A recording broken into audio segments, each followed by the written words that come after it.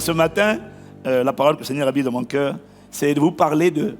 je vais continuer ce dont je vous ai parlé la semaine dernière et même le vendredi avant-hier. Je vais vous parler du rôle et de la puissance du sacrifice dans ta vie de prière à toi. Pas dans la vie, dans ta vie de prière.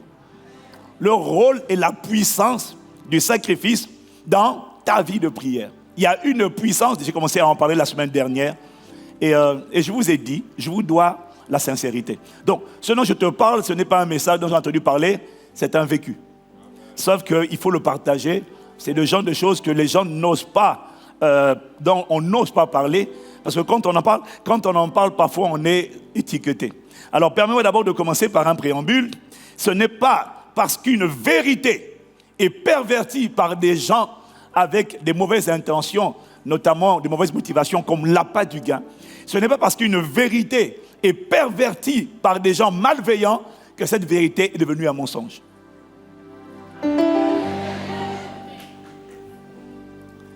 Ce n'est pas parce qu'une vérité est pervertie par des gens mal intentionnés que cette vérité est un mensonge.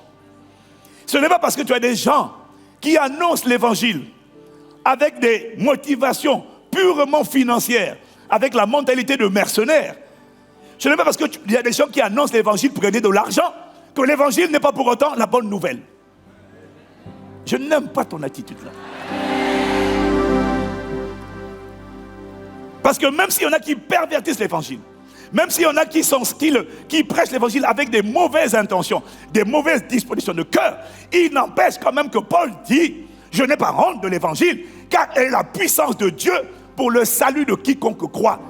Ça veut dire que l'évangile, c'est une bonne nouvelle qui, lorsqu'elle est annoncée et lorsque la parole est reçue, a le pouvoir de transformer les vies, a le pouvoir de guérir les cœurs brisés, a le pouvoir de libérer les prisonniers, a le pouvoir d'ouvrir les yeux des aveugles, a le pouvoir de renvoyer libres les opprimés et d'amener sur la vie des gens qui reçoivent cette parole une dimension de grâce qu'ils ne connaissaient pas. Ça s'appelle le jubilé. Il y a une puissance dans l'évangile. Donc, l'évangile n'est pas un mensonge parce qu'il y en a qui s'en servent pour mentir. L'évangile reste la bonne nouvelle. Ainsi en est-il de la vérité biblique concernant la notion de sacrifice. C'est parce que tu n'as pas étudié la culture juive. L'évangile là n'a pas commencé avec toi. Et je t'ai expliqué avant-hier que le livre de la Genèse, ce n'est pas... Il ne faut pas voir la Genèse comme étant l'Ancien Testament. Il faut voir le livre de la Genèse comme étant le livre du commencement. C'est le premier livre, le livre du démarrage, le livre du départ. C'est là que tout a commencé. Et je t'ai dit que toute vérité biblique, il n'y a rien qui existe dans le Nouveau Testament qui n'a pas commencé d'abord dans le livre de la Genèse. Dis encore Amen. C'est dans le livre du commencement. La loi est venue après, à partir de Exode. Moïse a amené la loi.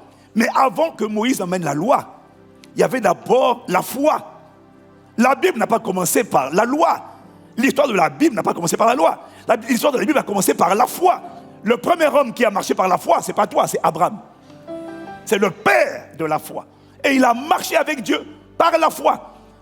Les patriarches, Abraham, Isaac et Jacob, n'ont pas marché avec la contrainte de la loi. Ils ont marché par la foi. Ce sont des gens qui entendaient Dieu. Ce sont des gens qui, excusez-moi, les patriarches ont plus expérimenté des rencontres et des visitations divines que nous tous. Ils voyaient des anges. Quand ils priaient, le feu descendait du ciel. Tu as vu le feu descendre du ciel, toi? Ils ont expérimenté des interventions surnaturelles. Donc, ils ont eu des rencontres divines. Ils voyaient Dieu, ils entendaient Dieu, ils voyaient des anges. Et puis, ils ont expérimenté des visitations divines. Quelqu'un me suit? Alors, tu dis Amen. Et quand ils marchaient avec Dieu, ils marchaient par la foi. Ça veut dire quoi? Ils marchaient sur la parole, la voix qui leur parlait. Ils marchaient sur une voie. Et cette voie les instruisait, leur demandait d'observer des principes. Donc, les principes qu'ils ont observés, ils ne les ont pas observés comme par hasard. Abraham n'a pas donné la dîme par hasard. Il marchait par la foi. Et on a vu, toi et moi, que la foi, ce n'est pas le hasard. La foi vient quand on entend la voix de Dieu qui parle. Donc, pour donner la dîme à Melchisédek, il a fallu qu'il entende une voix qui lui disait. Donc, quand il bâtit des sacrifices, quand il offrait des sacrifices, c'est parce qu'il y avait la voix de celui à qui il avait obéi. Quand il lui a dit, quitte ton pays, quitte ta patrie et la maison de ton père, il entendait la voix de Dieu. Abraham marchait par la foi. Celui qui marche par la foi, marche parce qu'il entend la voix de Dieu l'instruire. C'est ça la preuve de la foi. Je vous ai dit, ne confondez pas la foi et la croyance. La croyance est le résultat de ton éducation. La foi est le résultat de la voix de Dieu que tu entends te parler. Soit par les Écritures, soit par les témoignages, soit par une prédication, mais tu l'entends te parler. Et quand tu marches par la foi, tu marches avec la voix de Dieu. Et Abraham a marché comme ça. Quelqu'un me suit? Il dit Amen. Donc, à partir de Moïse, donc du livre de Exode, le peuple d'Israël n'a fait que suivre les sentiers empruntés par les patriarches. À partir de Exode, le peuple n'a fait que suivre les sentiers empruntés par Abraham, Isaac, Jacob et les 12 tribus d'Israël. Et c'est pourquoi, dans l'Ancien Testament, longtemps après Moïse, quand Israël s'est égaré, quand leur vie ne marchait plus, quand au lieu d'être la tête, ils étaient la queue, au lieu d'être en haut, ils étaient en bas, au lieu de dominer leurs ennemis, ils étaient vaincus par leurs ennemis. Lorsqu'ils ont commencé à chercher Dieu, Dieu leur a parlé par le prophète Isaïe. Et il leur a dit dans Ésaïe 51, au verset 1 à 2. Écoutez-moi, vous qui poursuivez la justice, vous qui cherchez l'Éternel. Tu entends? Écoutez-moi, vous qui cherchez Dieu. Parce qu'il y avait un peuple qui cherchait à comprendre, qui cherchait à connaître, qui cherchait à trouver Dieu. Alors qu'est-ce que Dieu leur dit? Vous qui cherchez l'Éternel, portez les regards sur le rocher d'où vous avez été taillés, sur le creux de la fosse d'où vous avez été tirés. Vous avez été tirés d'où? Regarde la suite. Portez les regards sur Abraham, votre père, et sur Sarah qui vous a enfanté. C'est lui seul, je l'ai appelé. Car lui seul, je l'ai appelé, je l'ai béni et je l'ai multiplié. Alors si vous cherchez Dieu, n'inventez pas de nouveaux sentiers. Portez les regards sur Abraham. C'est avec lui que j'ai commencé l'histoire. C'est pas avec toi, j'ai commencé avec lui. Prends ce qu'il fait, regarde ce qu'il fait, regarde comment il s'est comporté, regarde comment Sarah s'est comportée, imite-les. C'est ça que Dieu leur dit. Et lorsque tu portes les regards sur Abraham, sur les patriarches, tu réalises que ces gens-là avaient l'habitude de prier. Ils priaient comme toi tu pries. Ils adoraient Dieu comme toi tu adores Dieu. Ils obéissaient à Dieu comme désormais toi aussi tu obéis à Dieu.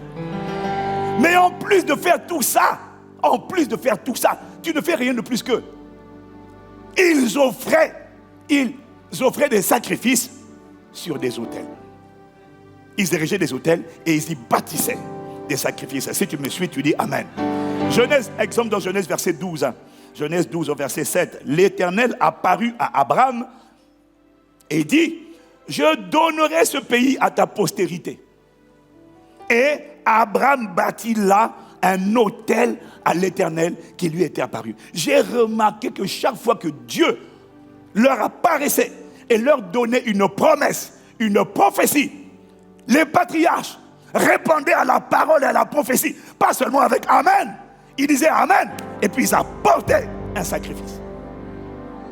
Ils bâtissaient un autel. Quand tu vois qu'ils ont bâti un autel, l'autel c'est l'endroit sur lequel on amène toujours un sacrifice. Je n'ai pas entendu toi Amen. Et le sacrifice qu'ils apportaient, c'était un message qu'ils adressaient à Dieu. Est-ce que quelqu'un me suit? Lorsque les patriarches et Israël a pris la même culture, voulaient dire merci à Dieu, ils ne disaient pas seulement merci avec les mots, ils disaient merci, ils chantaient, mais ils apportaient également un sacrifice d'action de grâce. Est-ce que quelqu'un me suit? Ah oui. Quand tu vois ça, ce n'était pas seulement, ils apportaient quelque chose pour dire merci. Ils disaient merci avec les mots et ils disaient merci avec des actes. Lorsque le peuple d'Israël adorait Dieu, des gens comme David, et qu'ils avaient la volonté d'être tout entier à Dieu, d'appartenir à Dieu, de vivre pour son plaisir, ils le disaient avec des prières, mais ils le matérialisaient également avec des holocaustes. C'est ce que je t'ai expliqué avant-hier. Si tu me suis, tu dis Amen. Et je te dis, c'est quoi le mot holocauste? Le mot holocauste, ça veut dire entièrement consumé par le feu. Et ça dégage une odeur qui monte. Les holocaustes, ce sont des sacrifices qui étaient complètement embrasés. Et je t'ai dit que l'holocauste, c'était un message. C'était un message. On disait, Seigneur, je veux être tout entier à toi. Tu vois, tu veux dire, je me livre totalement. Je me livre totalement. Je me livre totalement. Tu peux m'utiliser. Je me livre totalement. Tu vois, eux, ils le chantaient, ils le priaient. Mais après, ils le matérialisaient en offrant un holocauste. L'holocauste, c'était la récapitulative de la prière que je venais d'exprimer. Ah,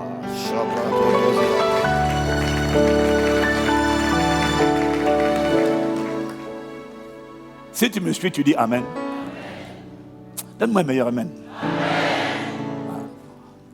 Et comme tout le monde n'avait pas le même niveau de prospérité, alors l'Esprit m'a dit que tout le monde n'emmenait pas le même genre, la même quantité, la même dimension de sacrifice. Parce que tout le monde n'avait pas le même niveau de prospérité. Donc tout le monde n'apportait pas la même chose exactement. Ce qui comptait, ce n'était pas d'amener la même chose. Ce qui comptait, c'était d'amener quelque chose qui pour eux, celui qui l'apportait, avait de la valeur.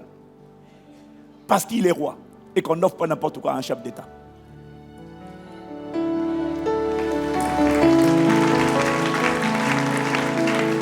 Quelqu'un me suit et dit Amen.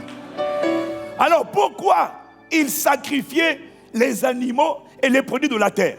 Pourquoi on mettait les animaux et puis on les brûlait? Et je te l'ai dit vendredi. C'est parce que au temps biblique, là, au temps du commencement, les animaux, en fait, la richesse, le patrimoine des hommes était déterminé par les terres qu'ils avaient, les récoltes qui sortaient de la terre qu'ils avaient, ainsi que par le bétail qu'ils possédaient. En fait, les terres, les récoltes et le bétail, c'était la richesse, le patrimoine des gens au temps biblique. Il n'y avait pas de lingots d'or, il n'y avait pas de devises, il n'y avait pas de billets. Quelqu'un me suit dit Amen. Donc c'est pour ça que c'est ça qu'ils apportaient. Mais le plus important, c'est qu'il fallait que ce qu'ils apportaient soit agréé par Dieu et reçoivent le sceau de l'approbation divine. Et ce n'était pas une question, on ne comparait pas les montants, tout le monde n'apportait pas la même chose. Mais ce qui était important, c'est que le feu agrée ce qui avait été apporté. Parce que quand le feu était relâché, c'était le signe que l'offrande avait été agréée. Et pour que le feu soit relâché sur le sacrifice, il fallait, je te l'ai dit encore le vendredi, il fallait que le sacrifice soit fait, Jésus nous dit, en esprit et en vérité. C'est-à-dire que quand les gens offraient un sacrifice à Dieu, ils l'offraient par la foi, avec humilité, et ils ne considéraient pas que Dieu me doit quelque chose parce que j'ai sacrifié ça. Maintenant, attention, si ça ne marche pas, c'est Dieu, ce n'est pas ton marabout, ton féticheur, ton devin que tu consultes. Tu ne mets pas la pression sur Dieu. Tu t'humilies devant Dieu et tu t'attends à lui, tu implores ses compassions, sa miséricorde, ses bontés. Tu ne t'appuies pas sur la base de ton mérite, tu t'appuies sur la base de sa grâce, mais tu lui implores de te faire grâce. Mais il engage ça avec un sacrifice. Donc, le sacrifice n'était pas une expression. Le sacrifice n'était pas une expression d'un devoir de Dieu vis-à-vis de moi. C'était une expression d'humilité, de gratitude, de respect, d'amour, en m'appuyant sur la miséricorde de Dieu, parce que Dieu reste souverain. Je n'ai pas entendu toi, amen. Ce qui comptait, c'était que le feu soit relâché. Alors hier, le feu était relâché sur les animaux. Mais ça, par contre, c'était une ombre des choses à venir. Parce qu'aujourd'hui, on n'a plus besoin d'amener d'abord des sacrifices d'animaux. Parce que notre truc, ce n'est pas des animaux. Et puis aujourd'hui, si tu brûles les animaux, alors là, la Ligue des écologistes et tout ça, là, oh là là. Là, tu n'as pas là, mon ami, tu comprends? Ça, par contre, c'était une ombre des choses à venir. Et aujourd'hui, je te l'ai dit, il n'est plus question de construire des hôtels. Parce que l'hôtel, c'est Dieu qui l'a construit en toi lorsque le Saint-Esprit est venu habiter en toi. Tu es devenu l'hôtel. Tu es devenu l'hôtel. Maintenant, donc, à la croix, Dieu a bâti l'autel le plus puissant de l'univers lorsqu'il a sacrifié. Dieu a sacrifié son fils. Il a bâti l'autel le plus puissant de l'univers et il a pris cet autel-là. Il est venu l'ériger en toi et en moi lorsqu'il est venu habiter en moi. Parce que l'autel, c'est un point de contact entre le ciel et la terre, entre l'invisible et entre le naturel et le spirituel. L'autel, c'est un point d'invocation des esprits. Lorsqu'un esprit habite quelque part, c'est là que ça devient un autel. L'esprit habite en moi, je suis l'autel. Bon, si jusque-là tu me suis, tu dis Amen. Et le feu dont il est question, ce n'est pas le feu physique, c'est le feu divin. Dieu est esprit. Donc son feu, c'est un feu spirituel. Mais tu sais, quand tu l'as expérimenté, il y a quelqu'un qui l'a expérimenté pendant ces 21 jours. C'est un feu qui vient t'embraser. Et quand il embrase, il purifie ton cœur. Il purifie de l'envie du péché. Il te délivre de tout ce qui t'a attaché. Il consume ce qui te... Il le retire, il le brûle. Il a déclenché, libéré un volcan de feu.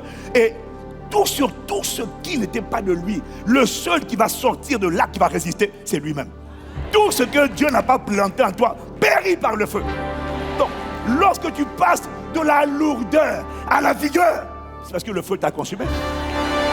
Lorsque tu passes de l'envie du péché à l'envie de la sainteté, c'est parce que tu as été embrasé à l'intérieur. Que ce feu t'embrase encore. Oh, donne amen et acclame Jésus.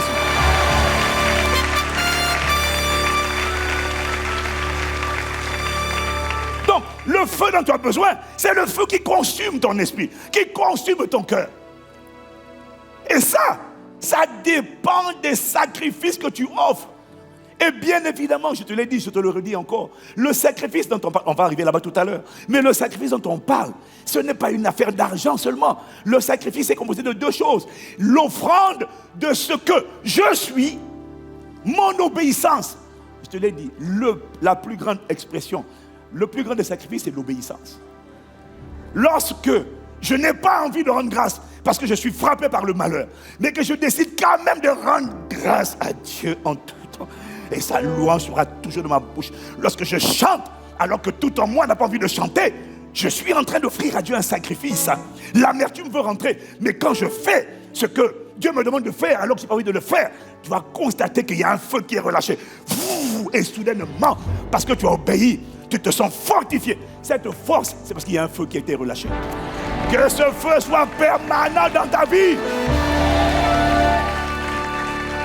Si c'est à toi que je pardonne encore, amen. Donc, le sacrifice dont on parle, les sacrifices que les patriarches pratiquaient, il y avait deux genres de sacrifices et que l'Église ne comprend pas. Il y a l'obéissance à Dieu. C'est l'offrande de ma vie. Romains 12, verset 1. Romains 12, verset 1. Vite, Romains 12, verset 1. Je vous exhorte par les compassions de Christ à offrir vos corps comme un sacrifice vivant, saint et agréable à Dieu, ce qui sera de votre part un culte raisonnable.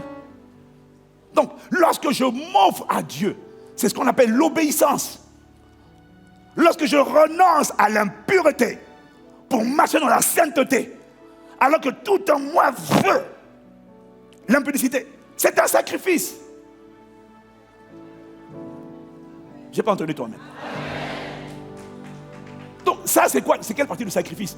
C'est la partie du sacrifice où on sacrifie ce que je suis. Sauf que nous les chrétiens, on s'arrête là la plupart du temps. Mais les patriarches, ils avaient compris. Le sacrifice, ce n'est pas seulement ce que je suis. C'est aussi une portion de ce que j'ai. Il y a les deux. Il y a ce que je suis et puis il y a ce que j'ai. Nous on s'arrête à ce que je suis. Seigneur, ça suffit. Je me livre totalement. J'ai abandonné le péché. Dieu dit c'est bon. Mais le problème c'est que tu n'as pas compris que tu as aussi besoin d'offrir une portion de ce que tu as. Parce que c'est ça qui vient alimenter ton autel. L'autel que toi tu es. a besoin de sacrifice pour être power, pour être en permanence en feu. Il faut le sacrifice. Le sacrifice de l'obéissance, ce que je suis, je l'offre à Dieu. Mais également le sacrifice de ce que j'ai. Je n'ai pas dit tout, mais une portion de ce que j'ai. Sachant que tout ce que j'ai est à lui déjà. Et quand bien même il me demanderait d'offrir tout, s'il me le dit, je dois tout offrir. Parce que ça lui appartient. Ta vie a changé.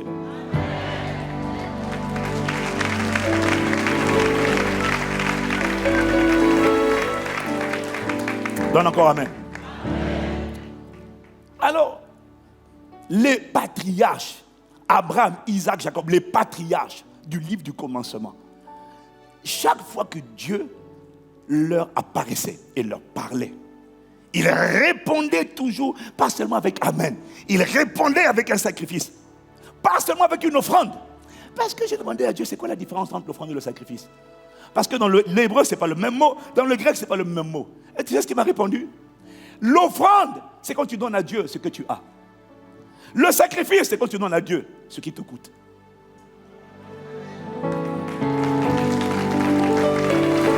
Quand ça ne te coûte rien, c'est une offrande. Quand ça ne te pince pas, c'est une offrande. Ce qui est terrible, c'est quand c'est une offrande et tu fais du bruit. Tu peux chanter, danser comme tu veux.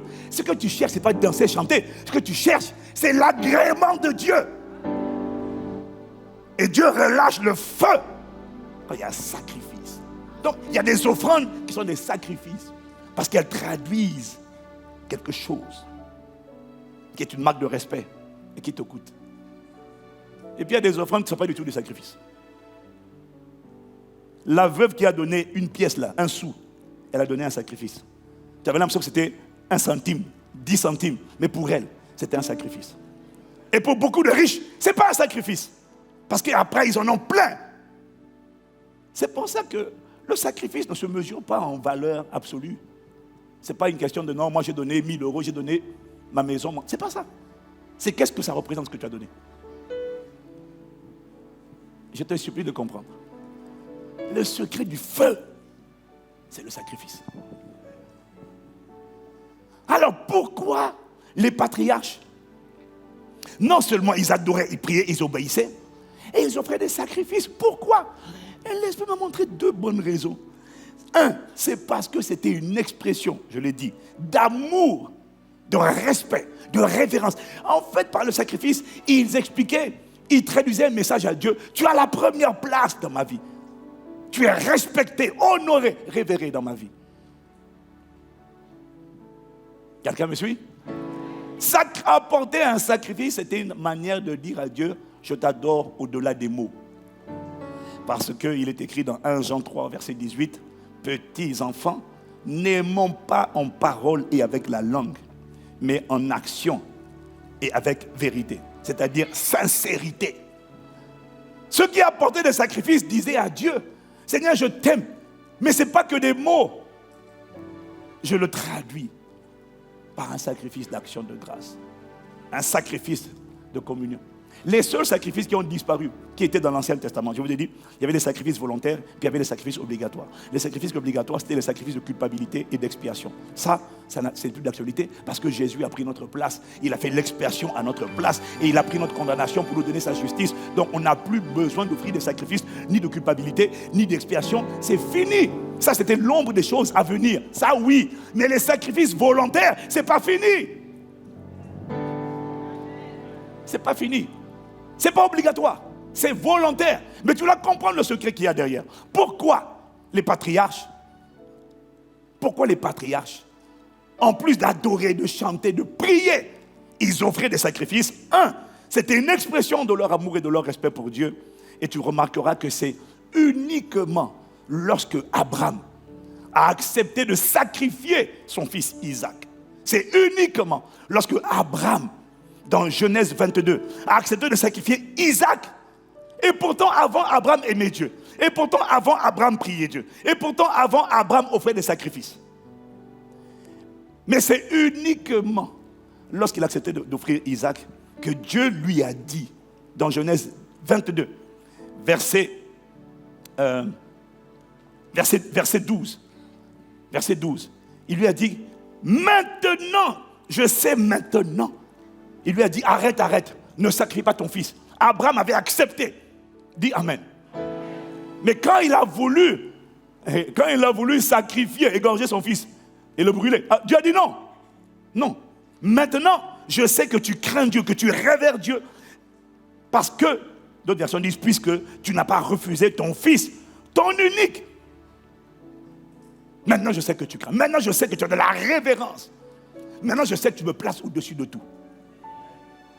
Maintenant, Dieu va continuer. Dans Genèse 22, Dieu va continuer au verset 15 à 18. L'ange de l'Éternel appela une seconde fois Abraham des cieux. Je t'ai dit que le gars, il entendait Dieu. Toi, tu te noies, tu te bats pour entendre Dieu. Lui, il entendait. L'ange de l'Éternel appela une seconde fois Abraham des cieux et dit, je le jure par moi-même, parole de l'Éternel, parce que tu as fait cela et que tu n'as pas refusé ton fils, ton unique, je te bénirai et je multiplierai ta postérité comme les étoiles du ciel et comme le sable qui est sur le bord de la mer. Et ta postérité possédera la porte de ses ennemis. Toutes les nations de la terre seront bénies en ta postérité, puisque tu as obéi à ma voix. Quelqu'un me dit Amen. Quelqu'un me dit Amen.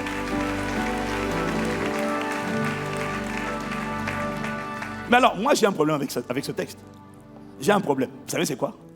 C'est que tout ce que Dieu vient de dire à Abraham là, c'était déjà une promesse.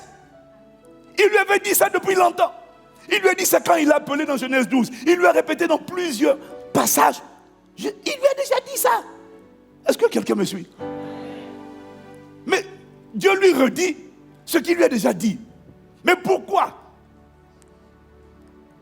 Comme si Dieu avait besoin. C'était déjà une parole prophétique. C'était déjà une prophétie que Dieu avait relâchée. Comme si Dieu avait besoin que Abraham franchisse un seuil de consécration, un seuil d'obéissance, avant de confirmer la même parole qu'il lui avait dit depuis longtemps, mais qui ne s'était pas encore matérialisée. Mais à partir de là, Dieu a dit maintenant, je rentre dans cette dimension. Maintenant, je vais confirmer cette parole. Aïe, aïe, aïe, aïe, aïe. Ah, quelqu'un me donne amen.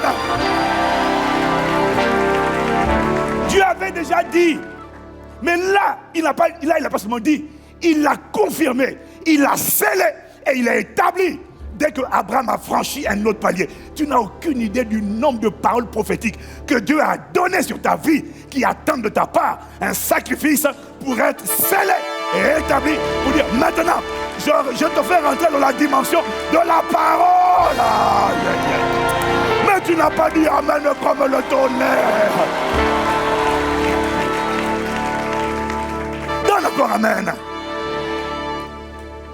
Il a fallu que Abraham rentre dans cette dimension pour que Dieu confirme et engage et active la manifestation. Maintenant, Paul va nous révéler quelque chose de bizarre. Parce qu'au verset 18, il a dit, toutes les nations de la terre seront bénies en ta postérité. Parce que tu as obéi à ma voix. Si tu me suis, tu dis amen. Maintenant, Paul va t'expliquer dans Galates 3, verset 16. Or, les promesses ont été faites à Abraham et à sa postérité. Dis amen. Il n'est pas dit et aux postérités comme s'il s'agissait de plusieurs, mais en tant qu'il s'agit d'une seule, et à ta postérité, c'est-à-dire à Christ. Donc quand Dieu disait toutes les nations de la terre seront bénies en ta postérité, il est en train de dire que toutes les nations de la terre seront bénies en Christ. Sauf que avant que Dieu, qui avait avant la fondation du monde comme projet d'immoler l'agneau, est-ce que quelqu'un me suit? Et il fallait que Dieu trouve quelqu'un qui atteint un niveau de consécration, de sacrifice. Et Dieu trouve quelqu'un qui, parce que Dieu est juste et équitable, il fallait qu'il trouve un homme sur la terre qui soit capable d'offrir à Dieu en sacrifice tout ce qu'il a de plus cher, son fils et son unique, celui qui représente son passé, son présent et son futur. Son passé parce qu'il a mis 25 ans à l'attendre. Son présent parce que c'est celui qui fait toute la joie de son cœur. Son futur parce que c'est en lui que se trouvent les promesses, la postérité, c'était lui. Et malgré tout ça, il fallait que Dieu trouve un homme qui est prêt à tout lui donner. Son fils, son unique qu'il aime tant, afin de permettre à Dieu lui aussi d'emmener sur la terre son fils, son unique et calmement. Ah, quelqu'un me dit Amen.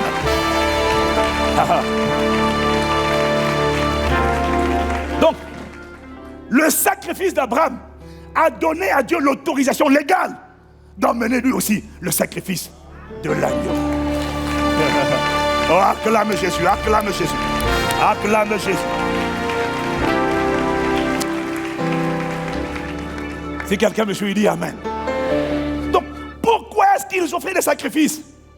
Un, c'était une expression de respect, de révérence. Mais deux, la raison pour laquelle les patriarches offraient, en plus de leur obéissance, des sacrifices, des choses qui leur coûtaient, parce qu'ils étaient obligés de le prendre dans leur patrimoine, dans ce qu'ils avaient. Quelqu'un me suit?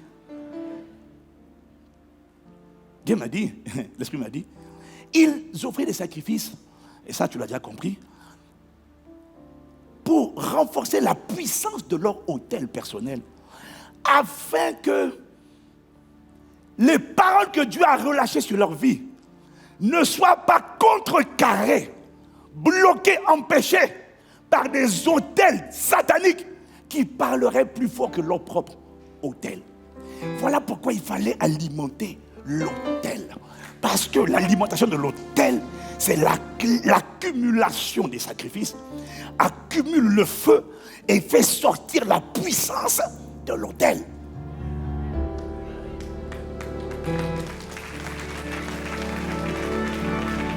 Parce que tu dois comprendre une chose. Tu dois comprendre une chose. Depuis que, en fait, depuis le commencement, le mot autel, le premier qui a bâti un autel à Dieu, c'était Noé, dans Genèse 8. Là, bâtir des autels, dès que Satan, dès que l'homme a péché, les hommes ont commencé à invoquer les démons. Pour invoquer les démons, ils doivent bâtir des autels. Est-ce que quelqu'un me suit? Et les autels sont des portes d'entrée des esprits sur la terre. Donc en fait, les patriarches, déjà à l'époque, étaient habitués à la culture de l'autel. Parce qu'ils voyaient les idolâtres, ils voyaient les gens adorer des divinités, dresser des autels et puis offrir des sacrifices. Sauf que eux, ils offraient des sacrifices humains. C'était des animaux souvent, mais parfois c'était des sacrifices humains. Pour que l'autel soit le plus puissant, ils livraient des gens. Ils brûlaient leurs fils et leurs filles par le feu. Donc, c'était déjà une culture. Les Abraham, les Isaac, les Jacob savaient qu'il y avait une guerre spirituelle. Ils savaient que les autres nations érigeaient des autels. Et ces autels parlent. Ce sont des sortilèges, des malédictions, des incantations, des flèches qui volent, des terreurs de la nuit, des flèches qui volent de jour. Si la Bible dit que le monde entier est sous la puissance du malin, ça signifie que le monde entier est contrôlé par des voix. Ce n'est pas les ondes radio. C'est plus que des ondes radio. Les patriarches avaient compris que de la même manière qu'il y a dans le monde visible, il y a une guerre des étoiles. Pour briller dans le monde visible, il y a une guerre des étoiles. Pardon, de la même manière qu'il y a une guerre des étoiles dans le monde visible, il y a une guerre des autels dans le monde invisible. Chacun essaie de contrôler l'atmosphère, de contrôler le comportement des gens. Donc, Dieu peut t'avoir donné une prophétie. Mais regarde ta vie. Dieu a parlé. Mais il y a des gens aussi qui parlent. Il y a des occultistes qui parlent. Ils te mettent des embûches. Causent des accidents. Tu vas au bureau, dès que tu es brillant, dès que tu es compétent, tu es talentueux, tu arrives au bureau, on te dit attention, pasteur, attention, n'ouvrez pas le bureau. Parce qu'ils ont jeté quelque chose que chez nous on appelle ça le mwanza. Ils ont jeté un sort sur la porte. Et si tu n'es pas chargé, solide, tu prends la porte, pouf, tu as une maladie de peau incurable. Il y a des gens qui sont morts de mon pays d'origine comme ça. Il y a une guerre des hôtels. Il y a des gens qui alimentent, qui offrent des sacrifices. Et ils ne peuvent pas juste se contenter de prier. Parce que les autres aussi, ils invoquent leurs démons. Mais ils offrent des trucs à leurs démons. Et toi, tu te contentes de prier. Tu offres quoi? C'est pas pour Dieu que tu offres. Dieu ne mange pas ce que tu vas offrir. C'est pour renforcer la puissance de ton autel à toi. Afin de ne pas être désavantagé.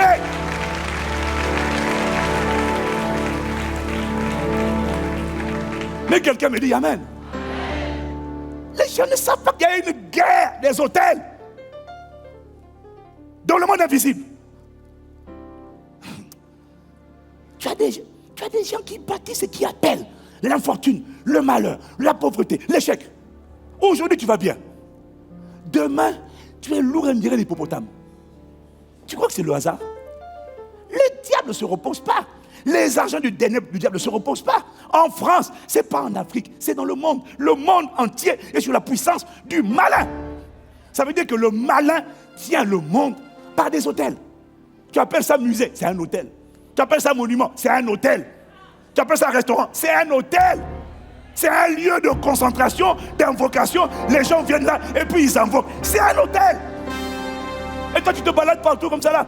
Tu marches en plein. Et quand tu vas là-bas, il y a des voix qui parlent. Tu arrives là-bas. Mais est-ce que quelqu'un comprend de quoi on est en train de parler? Hein? Mais d'où vient le fait que... Mais il y a des hôtels qui contrôlent les pays. Tu as des présidents, il est bien, il est gentil, il veut développer son pays. Quand il arrive au pouvoir, il prend le pouvoir là, le siège du président là. Dès qu'il est assis dessus là, il fait exprès de penser qu'il n'avait pas commencé à venir. Il est électrocuté. Et les chrétiens passent leur temps à critiquer. Ouais, il nous a décidé, c'est pas un bon. Mais il y a une guerre, il faut prier, il faut prier. Il faut prier. Mais il faut aussi alimenter l'autel.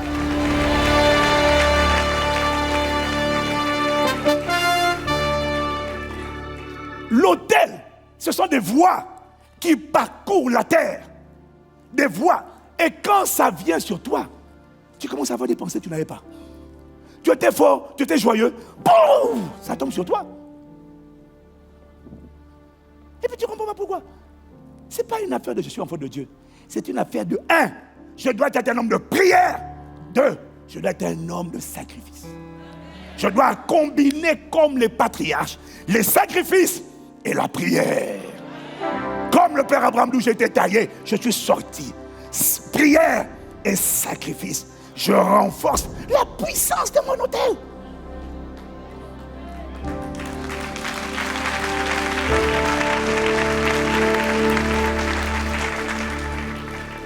Mais d'où viennent les gens qui commencent bien? Dieu les lève, Dieu commence à les... Et puis ils deviennent orgueilleux, fanfarons, impudiques. Mais ça vient d'où? Il y a une guerre, il y a des voix. Il y a les ondes hertziennes, ça c'est la radio, ok? Et puis il y a des voix invisibles qui contrôlent les gens. Hier il était fort, et puis aujourd'hui, ils se sont affaiblis. Il est pressé de l'intérieur. Il y a une guerre. C'est être naïf que de ne pas comprendre ça. Les patriarches avaient compris. Il y a une guerre dans le monde invisible. Alors pourquoi ils ont fait des sacrifices? C'était pour s'assurer que leur autel avec Dieu soit alimenté et déclenche et produise un feu permanent. Et l'intensité du feu dépend de l'intensité, de l'ampleur de tes sacrifices. Mais je ne parle pas que des finances. Je ne parle pas que de ton patrimoine. Je parle de ce que tu es, que tu offres à Dieu, et de ce que tu as, que tu offres à Dieu. C'est ça la clé qui déclenche un feu puissant.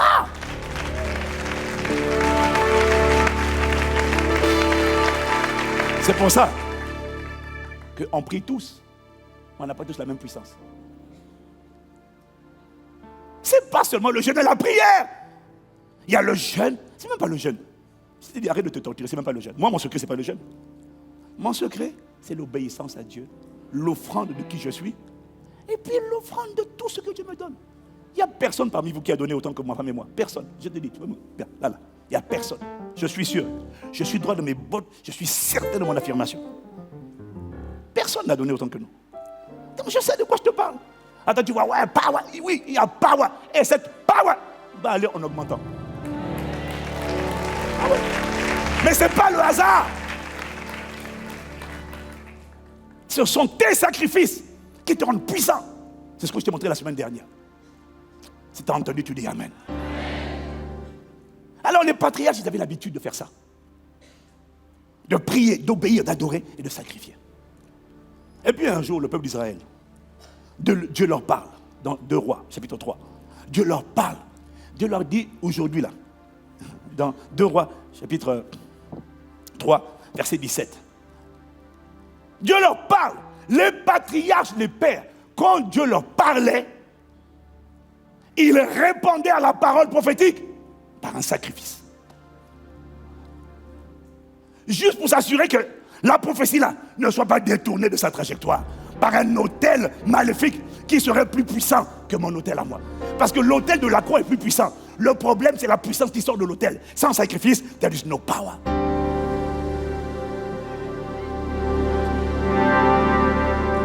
Alors,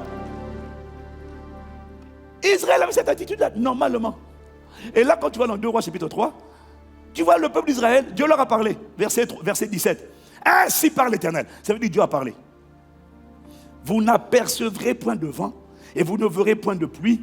Et cette vallée se remplira d'eau et vous boirez, vous, vos troupeaux et votre bétail. Mais, comme sur les peu de choses aux yeux de l'Éternel, il livrera Moab entre vos mains. Vous frapperez toutes les villes fortes et toutes les villes d'élite. Vous abattrez tous les bons arbres. Vous boucherez toutes les sources d'eau. Et vous ruinerez avec des pierres tous les meilleurs champs. Dieu a prophétisé, prophétisé, prophétisé. Ils ont dit amen, amen, amen, amen, amen. Mais, au lieu de faire comme les patriarches, quand Dieu a parlé, au lieu de faire comme Isaac, comme Abraham, quand Dieu a parlé, d'aller dire Seigneur, j'engage un sacrifice d'action de grâce pour connecter à cette parole, pour m'assurer qu'elle ne soit pas déviée. Et ils sont allés, amen, et puis ils ont couru au champ de bataille. Comme quelqu'un à côté de toi. Alors, au verset 24, tu lis la suite de l'histoire.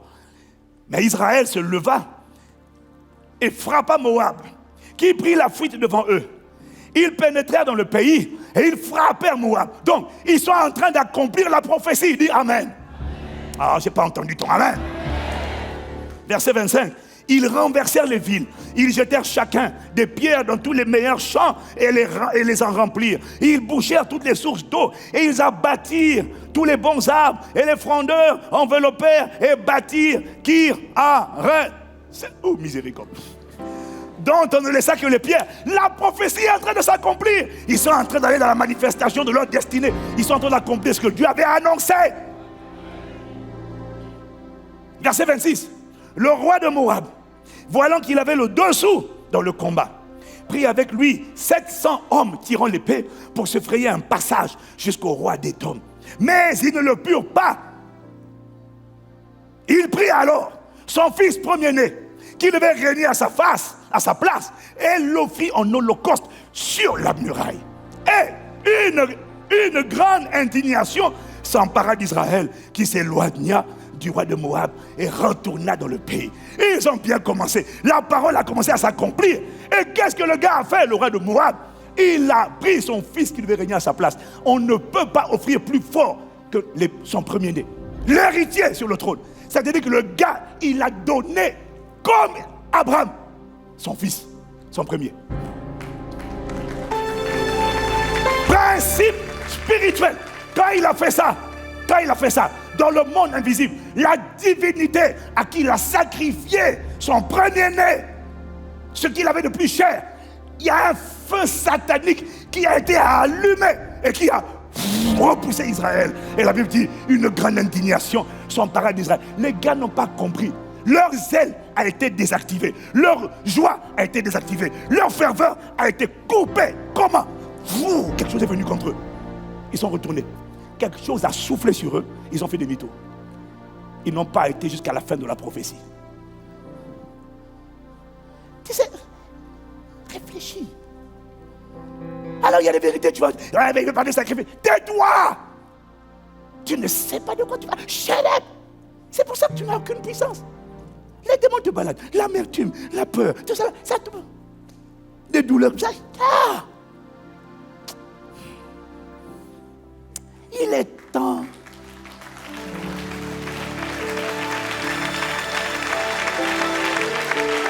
Dieu t'a établi. Dieu a fait sa part. Il t'a mis au large. Il t'a monté de niveau. À toi de t'assurer de ne pas redescendre. Et de rester toujours en haut. Et de continuer de monter de gloire en gloire. Comment? Pas en une fois. Mais fais de ta vie une vie de prière et une vie de sacrifice. Tu dois aimer le mot sacrifice. tu dois sacrifier. Ça veut dire quoi? Ce qui te coûte. Pas tout ce que tu as, c'est pas ça. C'est pas de ça qu'on te parle. Mais sois à l'aise avec le fait de donner dans la maison de Dieu. Sois à l'aise avec le fait de donner aux pauvres. Sois à l'aise avec le fait de semer dans la vie des gens qui transportent une grâce que tu ne transportes pas. Parce qu'en faisant ça, tu bâtis un hôtel. Écoute-moi, écoute-moi. Quand tu sacrifies, tu n'es pas en train de rendre service à quelqu'un. Quand tu donnes aux pauvres, tu donnes aux gens que Dieu utilise et tu veux leur grâce. Tu n'es pas en train de les bénir, tu es en train de te bénir. Tu es en train de te renforcer. Tu es en train de te fortifier. Tu es en train de préparer les jours de malheur. Tu es en train d'augmenter ton poids, ton grade. Et tu es en train de faciliter le travail des gens qui prient pour toi. Je t'ai démontré la semaine dernière que ce n'est pas l'onction de Pierre qui a ressuscité Dorcas. Ce sont les sacrifices de Dorcas qui ont préparé sa résurrection et qui ont donné du poids aux gens. Parce qu'il y a des moments où tu ne pourras pas prier. J'avais un autre témoin. J'ai un autre passage biblique à te montrer qui va t'achever. Mais ce n'est pas ça que j'ai reçu pour aujourd'hui. Ouais. Mais bon, je t'en ai donné 4 la semaine dernière. 4 témoins déjà pour te convaincre. Mais là, il m'a dit de parler de ça aujourd'hui. Oh, dis Amen. Il y a une guerre des hôtels. Il y a des gens, tu pries. Tout ce que tu aimes, demandez la prière. Mais on prie pour toi, mais il n'y a rien. Pourquoi? Ce n'est pas nous qui sommes inefficaces. C'est toi qui dois augmenter tes sacrifices. Tu dois augmenter ta consécration. D'abord, ta propre obéissance. Et puis aussi, ton patrimoine. On ne te demande pas de donner ça à quelqu'un ici, non. Mais tu dois donner à Dieu. Tu dois donner aux gens qui transportent un moto que tu ne transportes pas. Tu dois donner aux pauvres, aux nécessiteux. Tu bâtis des hôtels en faisant ça. Et du coup, ton hôtel devient fort. Et du coup, tu te crées une armée d'intercesseurs qui vont prier pour toi, qui vont te porter en prière. Oh, donne Amen. Acclame Jésus, acclame Jésus, acclame Jésus.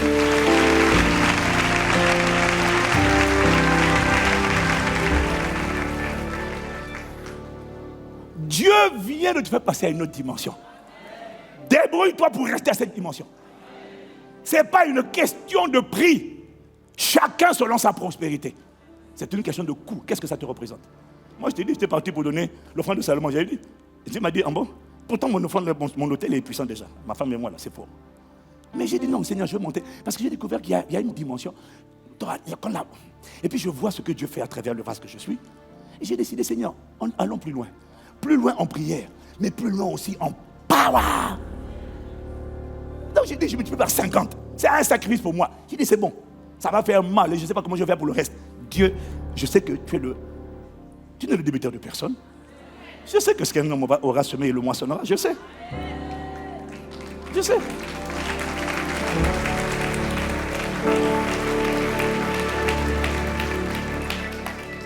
Tout ce qui a été chassé de toi exige de ta part de conserver un niveau de puissance que tu as aujourd'hui et de le monter afin d'empêcher ce qui est parti de revenir.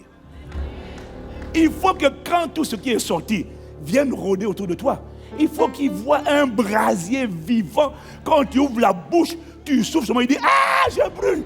Tu vas brûler, rôtir en enfer. Ah, donne Amen comme le tonnerre.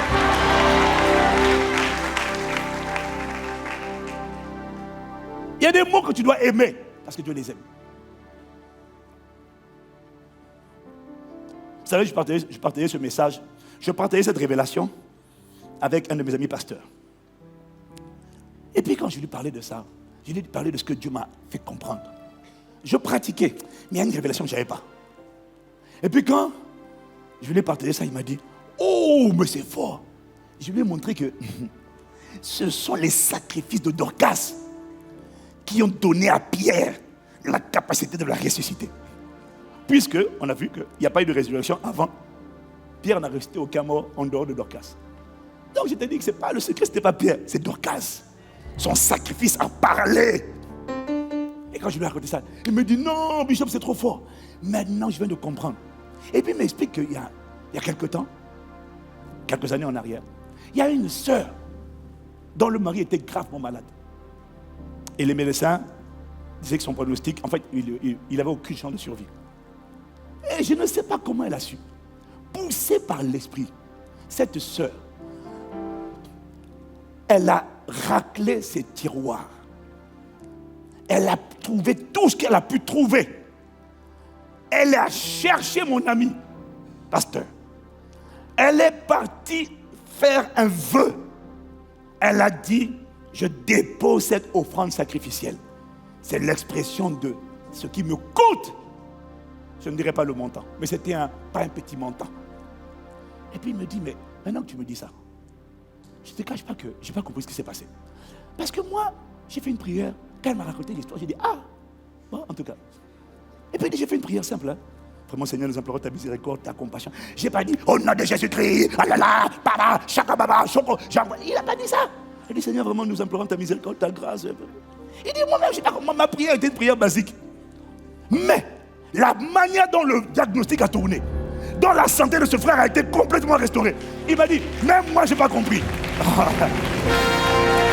Alors, il m'a dit, c'est son hôtel qui a parlé. Et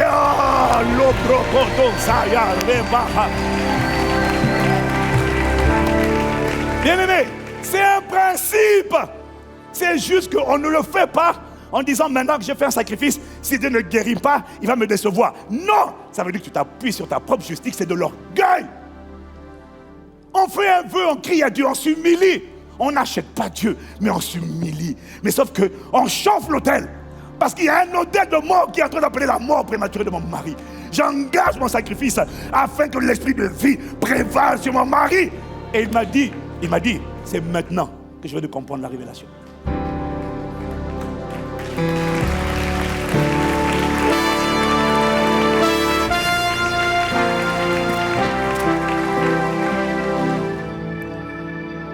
Et il m'a dit, mais maintenant que tu me dis ça, il dit, Bishop, de toi à moi, quand je vois Yves, comment il est combattu à Brazzaville, comment ils font tout pour le couler depuis des années, comment tout ce qu'ils essaient, à chaque fois, c'est repoussé.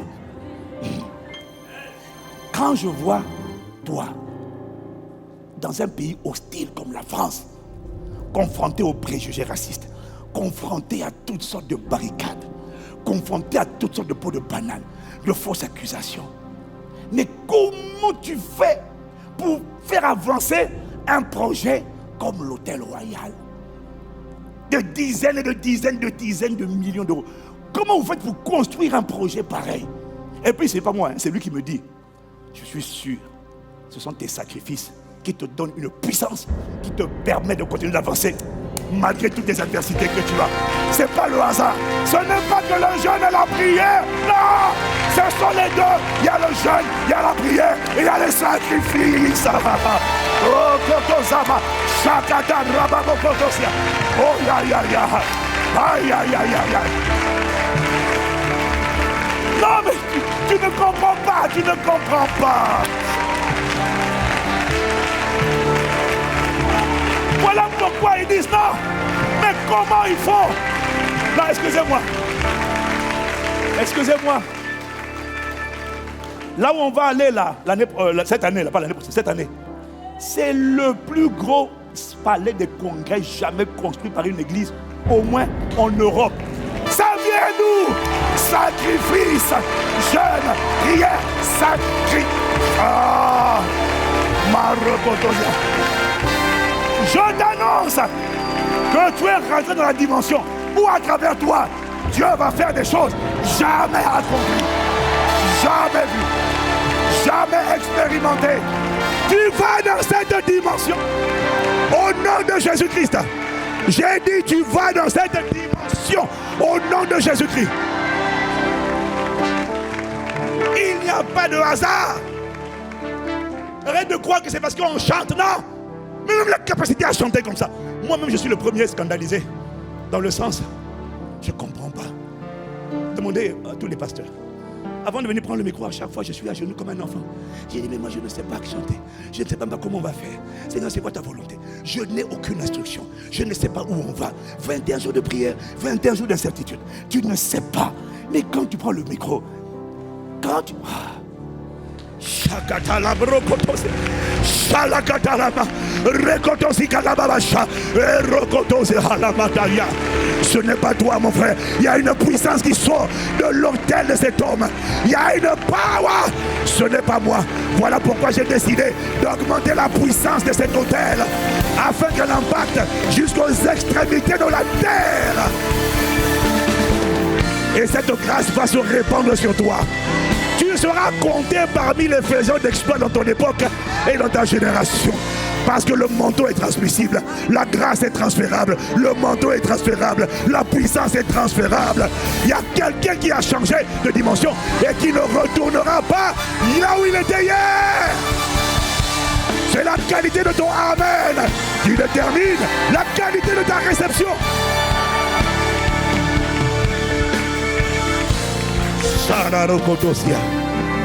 Seigneur, accorde-nous la grâce de comprendre, d'aimer la vérité, de ne pas nous laisser tromper par des faux raisonnements.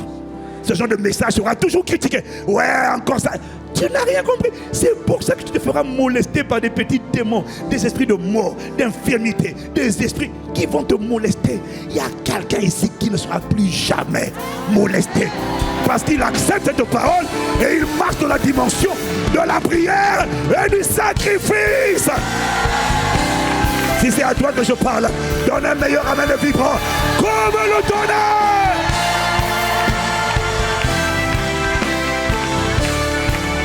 Retosa. Incline la tête et prie. Prie. Dis au Seigneur de faire asseoir cette révélation en toi. De faire asseoir cette révélation en toi. Chalebradosi Helarama. Rokotosi Kelemara. Marodosi Lemalada. Shadabaradosi Larabara. Shedabara Robodosi. Libra Shake Kelabaradosi. Lembrokotosi Lema. Shadabarado.